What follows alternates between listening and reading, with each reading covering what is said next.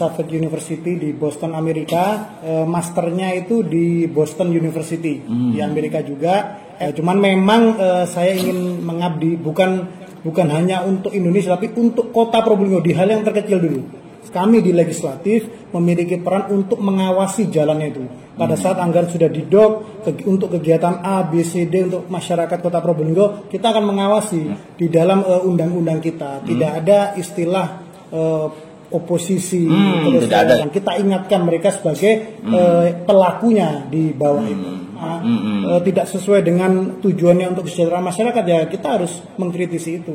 Sejatinya DPRD harus seperti itu memang. Saya seragam gratis adalah salah satu prioritas. Pertama itu adalah kesehatan prioritas. Yang kedua adalah pendidikan. Karena semua warga negara, khususnya warga Kota Probolinggo ini berhak mendapatkan pendidikan yang layak. Tapi sekolah itu bukan hanya SPP. Ada anak tidak sekolah bukan karena SPP, karena SPP sudah gratis. Karena dia tidak mampu, seragam gratis betul-betul gratis. Karena poinnya dia ke sekolah harus pakai seragam, jadi kewajiban. Kami akan tetap memperjuangkan. Karena program itu harus dijalankan. Tahun depan sudah ada Pak Luis. Anggaran sudah ada. Ya. Untuk tahun depan ya 2023. Cuman ini menjadi masalah. Kenapa? Karena tidak semua warga miskin di Kota Probolinggo itu terdaftar di data DTKS. Oke, baik pemirsa, kembali bersama dengan saya Luis Haryona dalam program spesial kami Ngopi Bareng Ngobrol Pintar. Hari ini kami punya kesempatan luar biasa bisa berbincang-bincang dengan Wakil Ketua DPRD Kota Probolinggo, Haji Fernanda Zulkarnain. Di tengah-tengah kesibukannya, beliau masih bisa memberikan kami sedikit waktu untuk berbincang-bincang dengan Pak Fernanda, seperti apa saja kegiatannya. Saya coba baca dulu nama Haji Fernanda Zulkarnain, BSEE MSCS. Apa kabar Pak Nanda? Sehat Bung Luis. Sehat ya? Sehat. Ini di tengah-tengah kesibukan, ini terima kasih buat waktunya. Pak Fernanda, sebelum kita berbincang-bincang, saya mau tanya dulu, ini gelar dari tadi saya baca kok panjang sekali hurufnya ini. Oh iya, kebetulan memang BSEE MSCS. Ini apa ini? Ya itu dua gelar ya, BSEE sama MSCS. BSEE adalah gelar S1, sarjana strata 1. Kebetulan saya kuliah di luar negeri di Suffolk University di Boston, Amerika. BS itu adalah Bachelor of Science, jadi strata 1 Science. EE itu adalah Electrical Engineering. Jadi saya seorang Electrical Engineering di S1-nya. MSCS itu saya strata 2-nya, masternya itu di Boston University di Amerika juga. MS itu adalah Master of Science. CS-nya adalah Computer Science. Jadi memang IT kebetulan kuliah saya waktu itu. Nah, saudara, ini luar biasa. Ini buat grogi juga ini kayaknya ini ya. Ini sarjana Boston Amerika yang hari ini saya wawancara ini ya. Jadi ternyata Wakil Ketua DPRD kita juga adalah sarjana lulusan Amerika, tapi kembali ke Indonesia mengabdi untuk Kota Probolinggo. Betul sekali. Ini luar biasa nih, karena banyak anak muda ya lulus di luar negeri biasanya menetap di sana, tinggal di sana, bekerja. Cuma Pak Fernanda ini setelah lulus sana kembali ke Probolinggo. Kenapa begitu Pak Nanda? Kenapa tidak di Amerika saja? Ya memang waktu di Amerika saya sebenarnya itu melanjutkan strata 3 saya. Waktu itu melanjutkan strata 3, sudah daftar di salah satu universitas terkemuka juga, dan saya juga sudah bekerja di sana. Waktu itu gaji saya itu $8.000 sebulan, itu hampir 100 juta itu. Cuman memang saya ingin mengabdi bukan hanya untuk Indonesia, tapi untuk Kota Probolinggo di hal yang terkecil dulu. Saya waktu itu juga ditarik sebenarnya di perusahaan-perusahaan nasional di Jakarta itu juga banyak yang ingin saya masuk sana. Cuman saya memutuskan untuk ke Kota Probolinggo, menjadi seorang pengusaha yang bisa bermanfaat untuk orang lain. Nah, udah gampang saudara. Gaji dibayar dolar, kembali ke Indonesia di Kota Probolinggo, kota kecil ini. Ini luar biasa ini ya, Wakil Ketua DPRD Kota Probolinggo Pak Fernanda ini. Wah, itu masyarakat Probolinggo yang belum kenal. Nah ini ya, ternyata saya juga baru tahu. Lulusan Amerika, sudah pernah digaji dengan dolar, kembali ke Probolinggo hanya karena cinta dengan tanah air Kota Probolinggo. Kan begitu Pak Nanda ya? Betul sekali. Wah, luar biasa. Baik Pak Nanda, di tengah-tengah kesibukannya sebagai Wakil Ketua DPRD Kota Probolinggo, banyak masyarakat juga yang sekarang agak bingung tanya ke saya, kira-kira peran DPR itu seperti apa sih peran DPR? Baik, sebenarnya secara konstitusi DPR memiliki peran yang luas, tapi secara konstitusi dibagi menjadi 3 peran itu.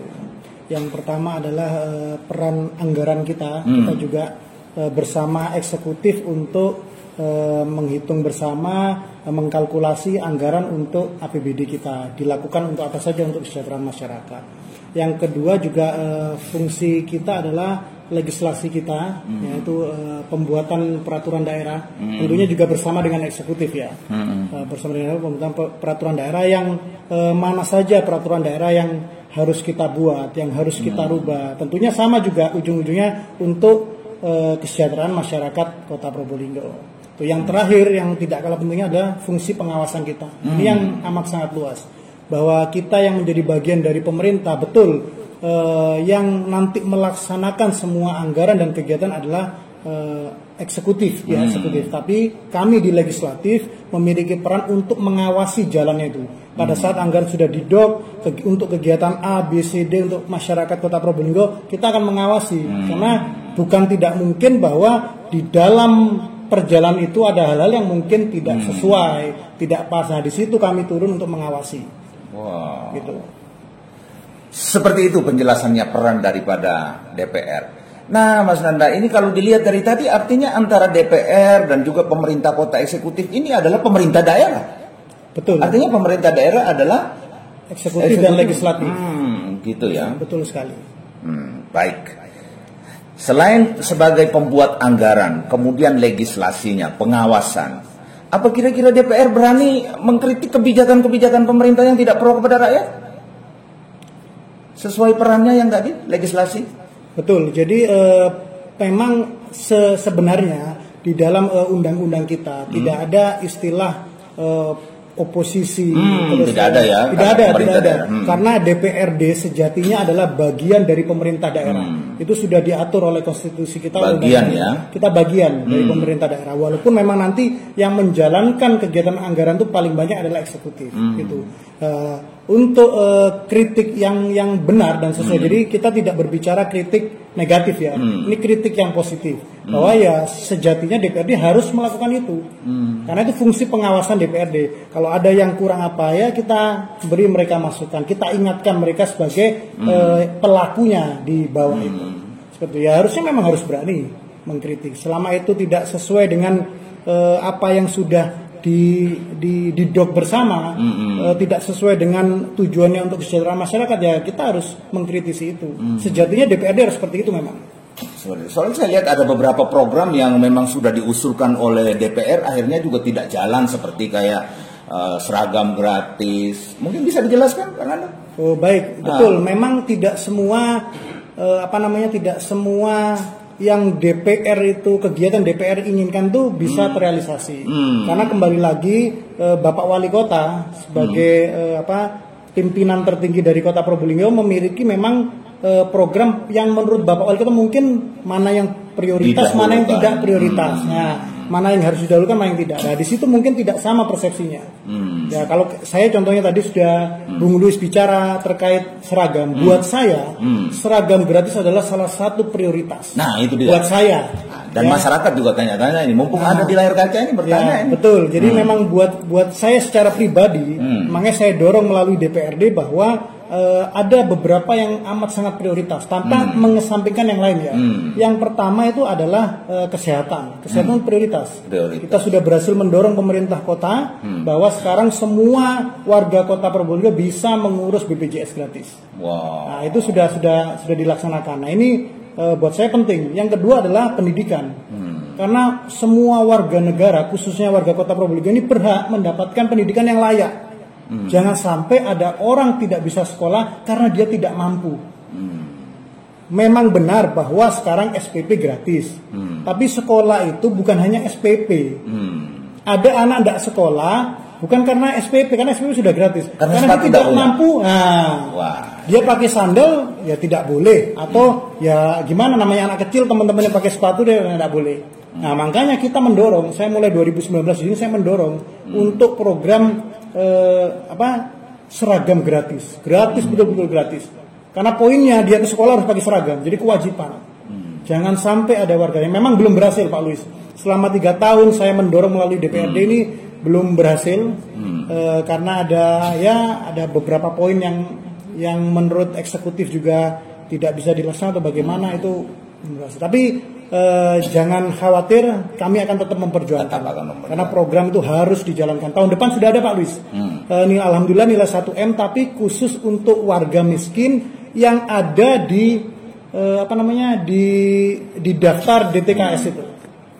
Ini juga yang sedang didorong oleh DPR ya? Betul, anggaran sudah ada. Sudah ada ya? Untuk tahun depan ya 2023. Cuman ini juga menjadi masalah. Saya menyampaikan kemarin kepada Dinas Pendidikan bahwa ini menjadi masalah. Kenapa? Karena tidak semua warga miskin di Kota Probolinggo itu terdaftar di data DTKS. Apa solusinya? Ini akan menjadi masalah. Pada saat ada tetangganya dia yang miskin di DTKS dapat, nanti yang lainnya tidak dapat padahal sama-sama miskin. Nah, itu bagaimana solusi pemerintah kota? Ini akan menjadi masalah. Jadi ini kita dorong terus untuk penambahan anggaran untuk semua warga, sudah tidak tergolong miskin, nggak miskin, yang penting warga kota harus mendapatkan seragam gratis. Itu luar biasa. Ini wakil ketua DPRD Kota Probolinggo jebolan Amerika, ini luar biasa, ini brilian banget ini cara pikirnya, luar biasa, sampai sepatunya masyarakat dipikirkan loh. Betul sekali. Luar biasa ini Mbak Nanda ini ya. Baik, Pak Fernanda, sedikit saya coba mundur ke belakang. Nah, kalau dalam setiap anggaran selalu ada banyak temuan BPK seperti kayak gitu. Ini apa yang salah ini kira-kira?